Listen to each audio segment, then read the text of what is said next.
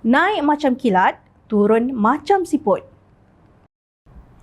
Industri minyak kelapa sawit nampaknya macam sudah jatuh ditimpa tangga, tercium tahi ayam pula. Rabu lalu, Indonesia berkata bahawa ia menghentikan sementara penghantaran warganya untuk bekerja di Malaysia, termasuk beribu-ribu diambil untuk sektor peladangan.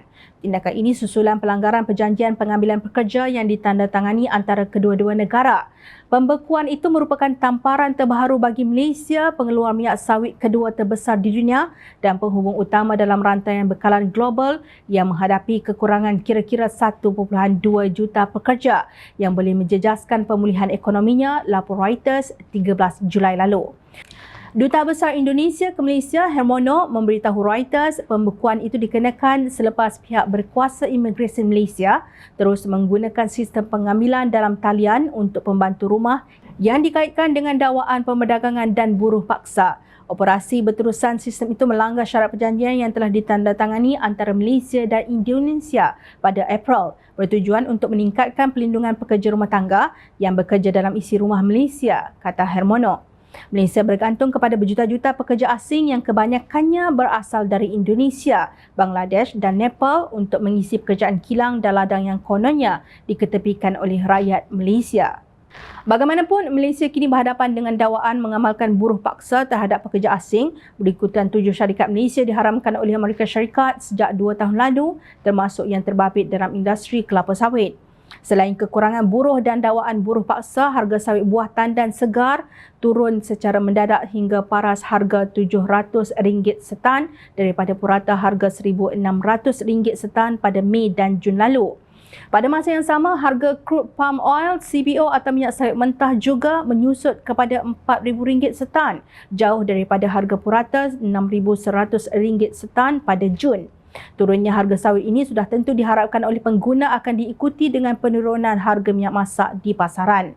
Ketua Pemuda Amanah Negeri Perak, Khairul Najib Hashim berkata, penurunan harga BTS dan CPO ini seharusnya diikuti dengan penurunan harga minyak masak botol yang kini dijual dengan harga pasaran. Jangan hanya naik harga sederap tapi turunnya berperingkat-peringkat seperti yang dinyatakan oleh Tan Sri Anwar Musa, Pengerusi Pasukan Khas Tangani Inflasi, bahawa harga minyak masak botol akan diturunkan berperingkat-peringkat mengikut harga pasaran. Dalam hubungan ini, Pemuda Amanah Negeri Perak mencadangkan agar kerajaan khususnya Kementerian Perusahaan dan Peladangan Komoditi dapat memperkenalkan harga lantai untuk BTS bagi memastikan pekebun-pekebun kecil tidak kerugian dalam menjual buah sawit mereka. Dengan segala input pertanian dan kos tenaga buruh yang kian meningkat, maka sewajarnya harga lantai BTS diperkenalkan bagi mewujudkan keadaan yang lebih saksama kepada para pekebun kecil, katanya. Malang bagi industri sawit, kedudukan Menteri KPPK iaitu Datuk Zuraida Kamaruddin pun tidak stabil setelah beliau melompat daripada bersatu ke PBM. Adakah pemimpin yang sibuk mencari kedudukan peduli tentang lantai dan siling harga barangan? Inikah nasib negara dan rakyat ditabir oleh kerajaan yang penuh dengan keberkatan? Bila agaknya pemimpin politik dan korporat akan insaf? Ingat, rakyat sentiasa memerhati.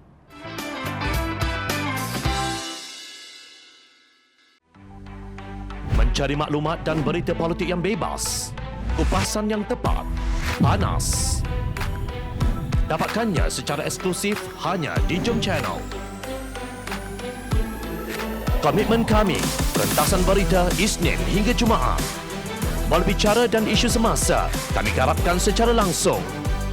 Panel-panel berkaliber dan profesional.